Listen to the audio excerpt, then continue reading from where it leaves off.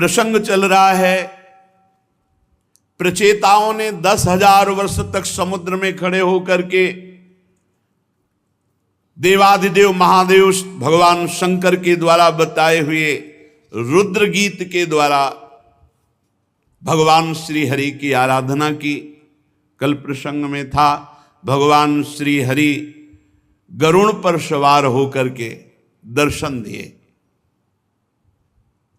प्रचेताओं ने भगवान की स्तुति की।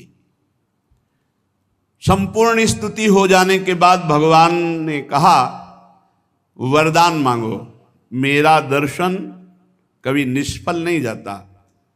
सुन उनका प्रभु, आपसे कोई विषय पदार्थ मांगे वो तो ऐसा ही जैसे चक्रवर्ती सम्राट से कोई भूसी मांग ले या कन मांग ले, टूटे हुए चावल के भूसी कन मांग ले सम्राट से, ऐसे ही आपसे कोई त्रिभुवन का भोग मांगे तो ऐसे ही वो मूर्खता होगी जो आपसे भोग मांगे। नाथ, हम तो आपसे मांगते हैं, क्या मांगते हैं? यावत्ते मायया स्पृष्टा भ्रमाम इह कर्म भी तावत् भवत् प्रसंगानाम संगः स्यान्नो भवे भवे तुलयाम लवेनापि ना स्वर्गम ना पुनर्भवम भगवत संग संगस्य मर्त्यानाम किमुताशिषः यत्रेड्यन्ते कथा मृष्टास् तृष्णायाः प्रशमो यतः निर्वैरं यत्र भूतेषु नोद्वेगो यत्र कश्चन। हे प्रभु, आपकी आज्ञा है कि आप वरदान मांगो, तो मैं आपसे यही वरदान मांगता हूं कि अपने कर्मानुसार, हम आपसे अपने कर्मों को नष्ट नहीं कराना चाहते, अपने कर्मानुसार संसार में जब जब जन्मूं तब तब हमें आपके प्रेमी भक्तों का संग प्राप्त हो। कर्म के अनुसार जहां जहां मेरा जन्म हो वहां भक्तों का सानिध्य मुझे मिले जो आपके प्रेमी महाभागवत है। प्रभु, हम तो भगवत भक्तों के क्षण भर के संग के सामने स्वर्ग और मोक्ष को भी कुछ नहीं समझते, फिर मानवी भोगों की तो बात ही क्या है। तुलयाम लवेनापि ना स्वर्गम ना पुनर्भवम भगवत संग संगस्य मर्त्या नाम की मुताशिषा। प्रभु, आपके भक्तों के समाज में सदा सर्वदा मधुर मधुर आपकी कथाएं होती रहती हैं, और उन कथाओं को जो अपने कानों से सुनता रहता है उसकी भोग तृष्णा शांत हो जाती है, उसके हृदय का वैर विरोध उद्वेग शांत हो जाता है और अंत में वो भगवत प्राप्त हो जाता है जो कथा सुनता रहता है। अच्छे अच्छे कथा प्रसंगों द्वारा निष्काम भाव से सन्यासियों के एकमात्र आश्रय भगवान श्री हरि का बार बार गुणानुवाद होता रहता है। जहां आपका गुणानुवाद होता रहता है वहां सारे तीर्थ विराजमान रहते हैं। परम, मानो आप सत्संग सुन रहे हैं, परम तीर्थों का अवगाहन कर रहे हैं, क्योंकि जो आपके भक्तजन हैं अगर वो तीर्थों में जाते भी हैं तो तीर्थों को तीर्थत्व प्रदान करने के लिए जाते हैं। तेषाम विचरताम पदभ्याम तीर्थानाम पावने छया भीतस्य किम न रोचेत तावका नाम समागमः। प्रभु, आपके भक्तजन तीर्थों को तीर्थत्व प्रदान करने के लिए विचरण करते हैं। भला ऐसे संतों का समागम मुझ जैसे संसार से भयभीत हुए पुरुष को कैसे रुचिकर न होगा। प्रभु, ये आपकी अहेतुकी कृपा थी कि आपके प्रिय भगवान शंकर का मुझे दर्शन हुआ और उपदेश प्राप्त हुआ। क्षण भर के संग का मुझे आज ये फल मिला कि जन्म मरण रूप दुस्साध्य रोग को मिटाने वाले श्रेष्ठ वैद्य हे भगवान आपका दर्शन प्राप्त हुआ। प्रभु, हमने समाहित चित्त से जो कुछ अध्ययन किया, अपने गुरुदेव की निरंतर सेवा शुश्रूषा की और जो अपने पूज्य जनों को प्रसन्न कर लिया, उस सब का फल मुझे मिला कि आपका दर्शन हुआ। हे स्वामीन, आपकी महिमा का पार कोई भी नहीं पा सकता। स्वयंभू मनु, स्वयं ब्रह्मा जी, भगवान शंकर जो तप और ज्ञान से शुद्ध चित्त हुए बड़े बड़े महापुरुष आपकी महिमा का गान करते रहते हैं, पर पार नहीं पा सकते। अतः प्रभु, हम आपकी महिमा का पार कैसे पा सकते हैं? जितनी बुद्धि आपने दी है, हम आपका यशोगान करते हैं। आप सर्वत्र समान शुद्ध स्वरूप परम पुरुष हैं। हे भगवान वासुदेव, हम आपको नमस्कार करते हैं। श्री मैत्रेय जी कहते हैं, विदुर जी, प्रचेताओं की इस प्रकार स्तुति करने पर शरणागत वत्सल भगवान प्रसन्न हुए और तथास्तु ऐसा ही हो। अप्रतिहत प्रभाव श्री हरि की मधुर मूर्ति के दर्शनों से अभी प्रचेताओं को तृप्ति नहीं हुई थी कि भगवान अचानक अंतर्धान हो गए। ये चीज यहां वृंदावन उपासना में नहीं है कि वो आए, दर्शन दिए, अंतर्धान हुए। यहां छिन छिन बिहरत संग, छिन छिन निरखत प्रेम भरी। एक बार केवल साक्षात्कार हो, एक सेकंड के लिए कभी आप विलग नहीं होंगे। यहां प्रचेताओं के अभी नेत्र तृप्त नहीं हुए थे और भगवान अंतर्धान हो गए, परम धाम को चले गए। प्रचेताओं ने समुद्र से बाहर निकले तो देखा सारी पृथ्वी को ऊंचे ऊंचे वृक्षों ने ढक लिया, जो मानो स्वर्ग का मार्ग रोकने के लिए इतने बढ़ गए हों। बड़े कुपित हुए वृक्षों पर कि जब वृक्ष ही इतने बढ़ जाएंगे तो प्रजा कहां रुकेगी। अब उनके पास तप रूपी बल था, तो प्रचंड वायु और अग्नि दोनों को संकल्प किया और छोड़ दिया। तपस्या में बड़ी सामर्थ्य होती। प्रचंड वायु और अग्नि के प्रभाव से बड़े बड़े वृक्ष भस्म होने लगे। तो ब्रह्मा जी आ गए और कहा, प्राचीन वर्ष के पुत्रों, शांत हो जाओ, शांत हो जाओ। आज्ञा हुई, पुनः संकल्प किया, वायु और अग्नि शांत हो गए। काफी वृक्ष भस्म हो चुके थे। वृक्षों ने एक कन्या का पालन किया था, कल ध्यान से अगर सुना हो, परमलोचा अप्सरा से जो कन्या हुई थी, चंद्रमा ने पोषण किया था अमृत अंगुली के द्वारा, और वृक्षों ने पालन किया था। जब वृक्षों ने देखा कि अग्नि और वायु को शांत कर लिया, तो वो कन्या ला करके ब्रह्मा जी के सामने प्रचेताओं को दी।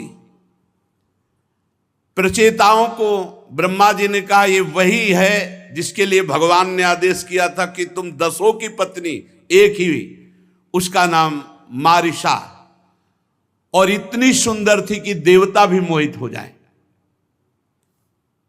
ब्रह्मा जी के आदेश से 10 प्रचेताओं ने मारिशा जी से विवाह किया।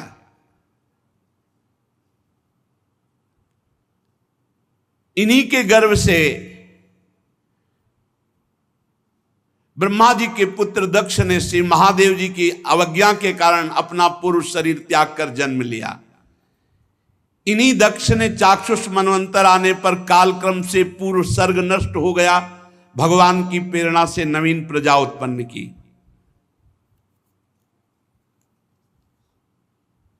प्रचेताओं की आज्ञा से आपको ध्यान होगा, जब बकरे का सर लगाया गया था, यज्ञ पूरा होने के बाद दक्ष जी ने घृणा हुई उस शरीर को त्याग दिया। तो इन्हीं प्रचेता और मारिशा के गर्भ से पुनः उनका जन्म हुआ। ये बड़े तेजस्वी जन्म से और बड़े कुशल थे, इसीलिए इनका नाम दक्ष हुआ। प्रजापतियों के नायक के पद पर पुनः इनको अभिषिक्त किया गया। मरीचि आदि दूसरे प्रजापतियों को ये अपने अपने कार्यों में नियुक्त करने वाले हुए। ध्यान से सुनो, 10 लाख वर्ष तक जवान रहकर विषयों को सेवन, ऐसा भगवान, तो 10 लाख वर्ष ऐसे व्यतीत हो गए कि पता ही नहीं चला प्रचेताओं को। मारिशा से ब्याह होकर 10 लाख वर्ष यहां अनुभव करने चले हैं। कुछ तो बाल्यावस्था में ही समय नष्ट हो गया, और पीछे के कुछ वृद्धावस्था के बीच में जो बचा उसमें काफी समय नींद में चला गया, प्रमाद में चला गया। अनुभव भोगों का क्या कर पाओगे, कितना कर पाओगे, विवेक ही नहीं। 10 लाख वर्ष प्रचेताओं के जब भोग में व्यतीत हुए, तब उनको ध्यान आया कि कितना समय व्यतीत हुआ। बोले 10 लाख वर्ष। तुरंत पहले का भजन था ना, मारिशा को, पुत्रों को, सब सुख सामग्री को त्यागा और घर से निकल पड़े।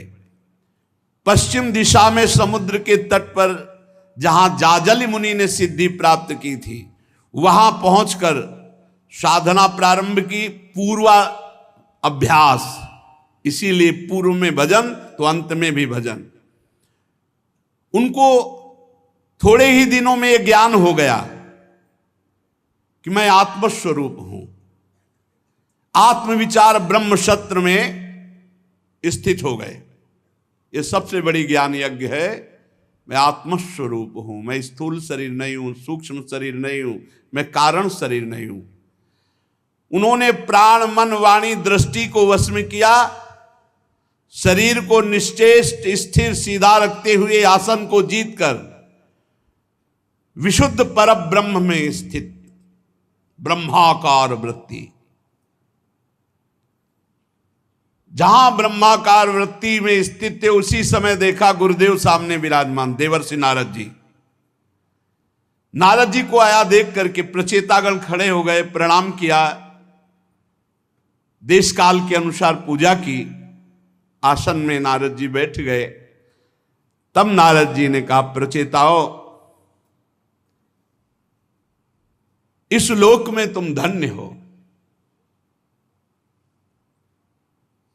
ये भगवान का साक्षात्कार और ब्रह्मबोध दोनों है प्रचेताओं को। नारद जी ने कहा, तज्जन्मतानि कर्माणि तदायुस्तन्मनो वचः नृणाम ये नेह विश्वात्मा सेव्यते हरिरीश्वरः। इस मृत्यु लोक में तुम धन्य हो, क्योंकि उसी का जीवन धन्य है जिसका जन्म, जिसका कर्म, जिसका आयु, जिसका मन भगवान श्री हरि में लग गया है। मनुष्य लोक में तुम धन्य हो, क्योंकि मनुष्य लोक में वही जन्म धन्य, वही कर्म धन्य, वही आयु धन्य, वही मन धन्य, वही वाणी धन्य, जो भगवान के सेवन में, भगवान के भजन में वो समय धन्य, वो वाणी धन्य, वो जीवन धन्य, वो जन्म धन्य।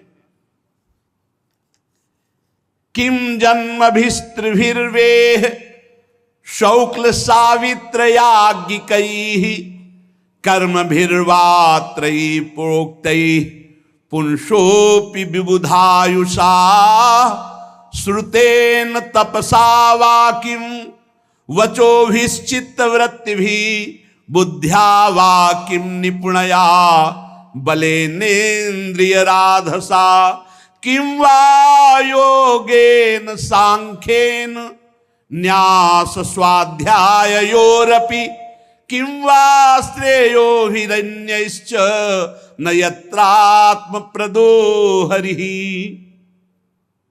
जिनके द्वारा अपने स्वरूप का साक्षात्कार होता है। यदि उन श्री हरि का भजन न किया गया, इस जन्म में श्री हरि को ना प्राप्त किया गया, तो माता पिता की पवित्रता से क्या, यज्ञोपवीत संस्कार, यज्ञ दीक्षा, इन श्रेष्ठ जन्मों से क्या, वेदोक्त कर्मों से क्या, देवताओं के समान दीर्घ आयु से क्या, संपूर्ण शास्त्र के ज्ञान से क्या, तपस्या से क्या, वाणी की चतुराई से क्या, स्मरण शक्ति से क्या, तीव्र बुद्धि से क्या, बल से क्या, इंद्रियों की पटुता से, योग से, आत्मा अनात्मा के विवेक से, संन्यास से, वेदाध्ययन से, व्रत से, वैराग्य से क्या। यदि श्री हरि को प्राप्त नहीं किया गया तो सब व्यर्थ हो गया।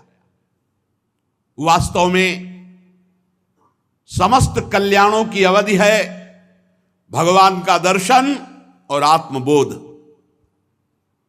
भगवान का दर्शन और आत्मबोध, ये दोनों बातें प्रचेताओं को प्राप्त हो गई है। इसलिए कहा तुम धन्य हो। जिस प्रकार वृक्ष की जड़ में सींचने से उसके तना, शाखा, उपशाखा सभी का पोषण हो जाता है, यथा तरोर्मूल निसेचनेन तृप्यन्ति तत्स्कंद भुजोपशाखा प्राणोपहाराच यथेन्द्रियाणाम तथैव सर्वार्हणमच्युतेज्या। जैसे किसी वृक्ष की जड़ में जल चढ़ा दो तो पूरे डाल में, पत्ते में, पुष्प में, सब में पहुंच गया। जैसे किसी को भोजन पवा दो प्राणों में तो समस्त इंद्रियों में, शरीर में, सब में पुष्टता पहुंच गई। ऐसे भगवान श्री हरि की पूजा करने से पूरे विश्व की पूजा हो जाती है। जब दुर्वासा जी दुर्योधन की प्रेरणा से महाराज युधिष्ठिर जब वनवास में तब गए तो उनकी अव्यवस्था थी कि इतने ऋषियों को एक साथ कैसे पवाएं, और बटलोई भी द्रौपदी जी ने पाके धो के रख। भगवान ने एक शीत जब निकाला पाया तो पूरा विश्व तृप्त हो गया। कह रहे श्री हरि की पूजा मात्र से संपूर्ण विश्व की पूजा हो जाती है। जैसे किसी वृक्ष के मूल में, जड़ में पानी लगाओ तो पूरा डाल पत्ता सब में हो जाती है। ये सारा चराचर जगत भगवान श्री हरि में प्रकट हुआ है, श्री हरि में वास कर रहा है और श्री हरि में ही लय कर जाएगा। ये विश्व रूप भगवान ही हैं, बस यही जानना है। जैसे सूर्य की प्रभा सूर्य से भिन्न नहीं है, ऐसे ये जगत भगवान से भिन्न नहीं है, भगवान ही बने। हमारी जब तक मलिन बुद्धि तब तक ये प्रश्न बना रहेगा कि ये जगत भगवान कैसे हो सकता है, कोई दुष्ट स्वभाव वाला है, कोई ऐसा, कोई ऐसा। ये सब बाहरी मायाकृत दर्शन है। बादल, अंधकार और प्रकाश ये आकाश से प्रकट होते हैं, आकाश में रहते हैं और आकाश में ही लीन हो जाते हैं, पर तीनों से आकाश परे है। इसी प्रकार सतोगुण, रजोगुण, तमोगुण ये भगवान से प्रकट होते हैं और भगवान में ही लीन हो जाते हैं। इनका प्रवाह भगवान से ही चलता है, पर भगवान इन सबसे परे हैं, जैसे आकाश। अतः ब्रह्मादि समस्त लोकपालों के ईश्वर भगवान श्री हरि अपनी आत्मा है। ऐसा जो मानता है वो गुणों के प्रवाह से मुक्त होकर जीवन मुक्त महापुरुष हो जाता है। देखो सेवक जी अनुभव कर रहे हैं, बड़े रसिक महापुरुष हैं। कौन है आत्मा? बोले आत्मा हरिवंश प्रगट परमानंद। परमानंद स्वरूप हरिवंश ही हमारी आत्मा है। यहां कह रहे हैं श्री देवर्षि नारद जी, सर्वलोकपालों के अधीश्वर श्री हरि को अपनी आत्मा के रूप में जो अनुभव करता है वो जीवन मुक्त महापुरुष हो जाता है। वो गुण प्रवाह संसार का मानो संहार कर डाला, उसके लिए संसार है ही नहीं। भक्तवत्सल भगवान जीवों पर दया करने से बहुत प्रसन्न होते हैं। 3 बातें महाप्रभु चैतन्य देव जी ने सनातन जी को उपदेश करी। जीवे दया, नामे रुचि, वैष्णव सेवा। अगर नाम जब चल रहा है, सबके प्रति दया का भाव है और साधु महात्मा वैष्णवों की सेवा का भाव, बोले इससे बढ़कर कोई उपदेश नहीं। नामे रुचि, जीवे दया, वैष्णव सेवा, इससे बढ़कर कोई। यहां भी कह रहे हैं देवर्षि नारद जी कि भक्तवत्सल भगवान दया सर्वभूतेषु संतुष्टिया एन केनवा सर्वेन्द्रियोपशांत्या च तुष्यत्यासु जनार्दन। भगवान उसके ऊपर बहुत जल्दी प्रसन्न हो जाते हैं जो किसी से लड़ाई झगड़ा नहीं करता, छल कपट नहीं करता, निंदा स्तुति नहीं करता। बड़ा प्यार में जीवन भक्त का होता है, सबसे प्यार में जीवन। सब जीवों पर दया, दया सर्वभूतेषु और संतुष्टिया एन केनवा, ये बहुत बड़ी बात है। हर स्थिति में प्रसन्न रहो यार, हर स्थिति में, काहे को जलो, काहे को संतुष्टायन केनवा। हर स्थिति में जैसी भी परिस्थिति है उसमें राजी रहो। जोई जोई प्यारो करे सोई मोई भावे, काहे को असंतुष्ट होते हो। हर स्थिति में खान पान वास व्यवहार, जैसी भी परिस्थिति भगवान ने मेरे योग्य दिया है, इसलिए हम राजी रहे। और सर्वेंद्रियोपशांत्या च, अपनी इंद्रियों को विषयों से निवृत्त करके शांत कर लिया तो भगवान जनार्दन इसी से प्रसन्न हो जाते। नाम जब चल रहा है, दूसरों पर दया का भाव है, किसी से कोई राग द्वेष नहीं, और इंद्रियों को विषयों से निवृत्त करके शांत कर लिया, वो भगवत प्राप्त महापुरुष। ये 3 ऐसणाएं हैं जो जीव को खाई की तरह गिरा लेती, भगवत प्राप्ति नहीं होने देती। पुत्रैषणा, वित्तैषणा और लोकैषणा। अपहत सकलैषणा मलात्मन्य विरत मेधित भावनोपहूता, जिसने सकल ऐषणाओं से अपने को बचा लिया। पुत्रैषणा कामिनी काम भोग, वित्तैषणा रुपया पैसा सोना चांदी, लोकैषणा नाम हो जाए, कीर्ति मान प्रतिष्ठा। ये वासनाएं हैं 3 प्रकार की जो जीव को नष्ट ही कर देती आखिरी तक। बच वही पाता जो हरि गुरु शरणागत है और निरंतर सावधान नाम जापक है। जहां ये 3 ऐषणाएं निकली, कंचन कामिनी कीर्ति, तो अंतःकरण अपने आप शुद्ध हो गया। और अंतःकरण शुद्ध हुआ तो वहीं भगवान विराजमान है, प्रकाशित हो जाते हैं। भक्ताधीनता को चरितार्थ करते हुए हृदयाकाश में ही भगवान प्रकाशित हो जाते हैं, जिनकी 3 ऐषणाएं नष्ट हो चुकी हैं। पुत्रैषणा, वित्तैषणा, लोकैषणा, कंचन कामिनी कीर्ति। प्रचेतागणों, भगवान तो अपने को जो सर्वस्व मानने वाला है उस पर न्यौछावर होते हैं। जो भगवान को सर्वस्व मानता है उसी पर भगवान अपना प्रेम न्यौछावर कर देते हैं। परम रसज्ञ, परम कृपालु, अकिंचनों की अनन्याश्रया अहेतु की भक्ति के वश हो जाते हैं। बहुत सुंदर। जो परम धन श्री भगवान को मानता है। आपके पास संपत्ति क्या है? बोले श्री जी दंपति संपत्ति पाई है। ये दिमाग में बैठ जाए। हमारी संपत्ति कौन? श्यामा श्याम।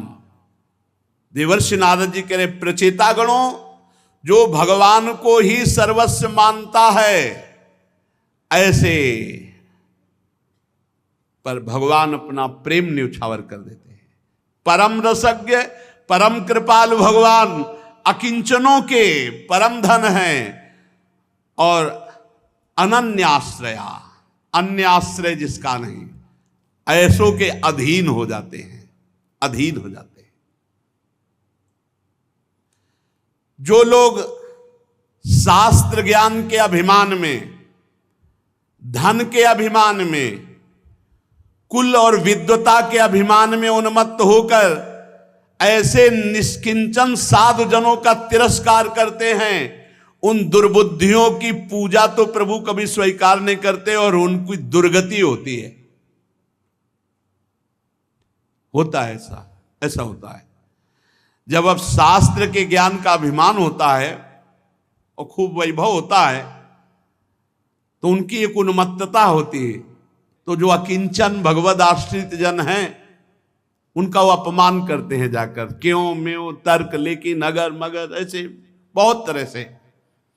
जो ऐसे निष्किंचन भगवत प्रेमी महात्मा साधु जनों का तिरस्कार करते हैं, उन दुर्बुद्धियों की भगवान कभी पूजा स्वीकार नहीं करते। अगर उनको लगता हो कि मैं एकांत में भगवान की बड़ी पूजा करके प्रसन्न कर लूंगा और ऐसे भक्तों का अपमान कर दूंगा तो उनकी दुर्गति होती, भगवान उनकी पूजा स्वीकार नहीं करते।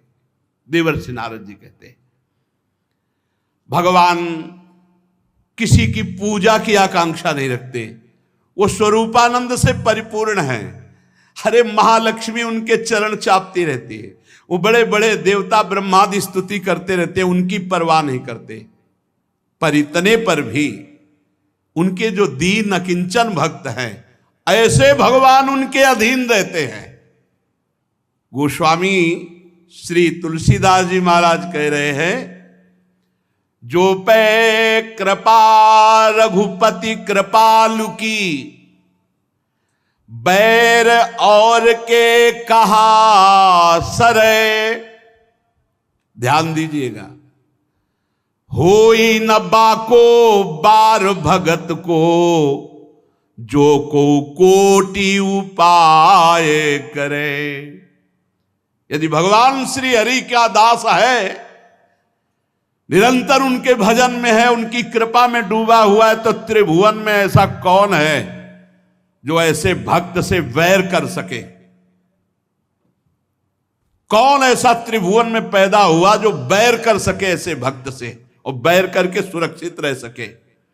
होई न बाको बार भगत को, जो को कोटि उपाय करे। करोड़ों उपाय करके देख ले, भक्त का बाल भी बांका नहीं हो सकता। क्यों?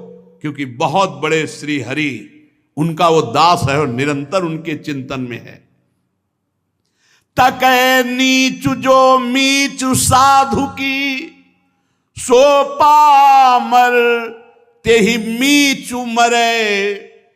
वेद विदित प्रहलाद कथा सुनी, को न भगति पथ पाऊं धरे। बहुत सावधान, भक्तों से बहुत सावधान। भगवान के जो दीन अकिंचन भक्त हैं, बहुत सावधान। ये राख में छुपी हुई आग है, छेड़ मत दो। नमस्कार, बस नाम जप करो, उनके वचन सुनो। इनको ऐसा ना समझो अरे बहुत बड़े के हैं। हिरण्यकश्यप 5 वर्ष के प्रहलाद जी तो कह रहे, वेद विदित प्रहलाद कथा सुनि, को न भगति पथ पाऊं धरे। क्या बिगाड़ लिया त्रिभुवनपति हिरण्यकश्यप ने? बाल भी एक नहीं तोड़ पाया प्रहलाद जी का, और फिर फाड़ के फेंक दिया नरसिंह भगवान ने। दहाड़ में मूर्छित हो गया था त्रिभुवनपति, महाबलशाली, महान तपस्वी हिरण्यकश्यप। भगवान नरसिंह जब खंभा फाड़ के दहाड़ के निकले तो ढाल अलग पड़ी थी, तलवार अलग पड़ी थी, मूर्छित पड़ा। भगवान ने उठ खड़ा हो, बहुत वीरता हाँकता था, गोद में उठा के सब वरदान याद दिला के और फाड़ दिया भगवान ने। तकै नीच जो मीचु साधु की, सो पामर तेहि मीचु मरे। जो पे कृपा रघुपति कृपालु की, बैर और के कहा सरे। गज उधारी हरि थप्यो विभीषण, ध्रुव विचल कबहू न टरे। अम्बरीश की साप सुरति करी, अजहु महामुनि ग्लानि गरे।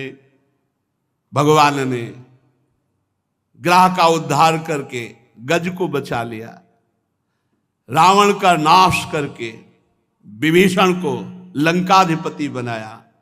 आज भी अविचल पदवी पर ध्रुव विराजमान है और उत्तम और सुरुचि दोनों मारे गए। अम्बरीश जी की कथा पर जरा चिंतन करो तो आज भी याद करके दुर्वासा जी ग्लानि से युक्त हो जाते हैं। शोधो कहा जो न कियो सुजोधन, अबुध आपने मान जरे। प्रभु प्रसाद सौभाग्य विजय जस, पांडव ने बरियाई बरे। क्या षड्यंत्र नहीं रचा दुर्योधन ने पांडवों के लिए, लेकिन जय सौभाग्य यश कीर्ति ये पांडवों को मिली और नाश हो गया भगवत विरोध करने वाले, भगवत भक्त विरोध करने वाले कौरवों का। जोई जोई कूप खने गो पर कहा, 66 फिर तेई कूप परे। सपने हूं सुख न संत द्रोही, कहा सुर तरु सो विष फरनी फरे। गोस्वामी जी कह रहे यदि भक्तों के लिए कुआं खोदोगे तो अरे दुष्ट उसी कुआं में गिरकर तू मरेगा कुल समेत। जो भक्त से संत से वैर करेगा और स्वप्न में कहीं भी किसी भी लोक में सुख शांति नहीं पा सकता। है काके द्वे शीस ईस, जो हठ जन की सीव चरे। तुलसीदास रघुबीर बाहुबल, सदा अभय काहू न डरे। गोस्वामी जी कह रहे कौन ऐसा पैदा हुआ है संसार में 2 शीश वाला जो भगवान के जन की सीमा को छू सके। मारना और पीटना ये तो भगवान का अगर विधान है, कोई अहंकार नष्ट कराना है वो बात अलग है, भगवान का कोई विधान नहीं। कह रहे कौन ऐसा 2 सिर वाला पैदा हो गया जो भक्त की सीमा को छू सके। गोस्वामी जी कहते हम तो भगवान श्री राम के बाहुबल से सदैव निर्भय रहते हैं। भगवान की भुजदंड अपने जनों की रक्षा करती रहती है।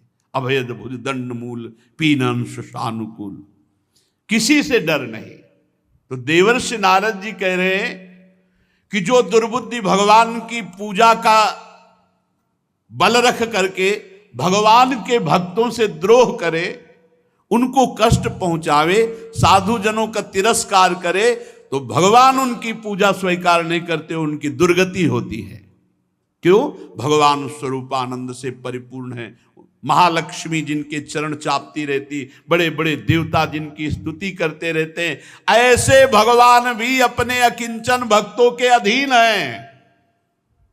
ऐसे करुणा सागर श्री हरि के भक्तों का संग, उनकी आराधना, नाम जप, भगवान का आश्रय, यही माया प्रपंच से मुक्त करता है। श्री मैत्रेय जी कहते हैं विदुर जी, भगवान नारद ने प्रचेताओं को भगवान के भक्तों की महिमा और भगवान की आराधना और आत्मबोध इसका उपदेश देकर ब्रह्मलोक को चले गए। प्रचेतागण पाप रूपी मल को दूर करने वाले भगवान का दर्शन कर चुके थे। जेव ही प्रचेतागणों ने देखा देवर्षि नारद जी गए, अपने स्वरूप में स्थित हुए शरीर छोड़ दिया और सब के सब भगवत प्राप्त हुए, भगवत धाम को गए। इस प्रकार नारद जी और प्रचेताओं का ये महान मिलन, ये भगवत संबंधी कथा आपको सुनाई। मैत्रेय जी विदुर जी को कह रहे। श्री सुखदेव जी ने कहा यहां तक स्वयंभू मनु के पुत्र उत्तानपाद के वंश का वर्णन हुआ। आगे जो हम आपको चरित्र सुनाएंगे वो महाराज प्रियव्रत का पावन चरित्र। आज यही विश्राम करते। श्री राधा वल्लभ लाल की।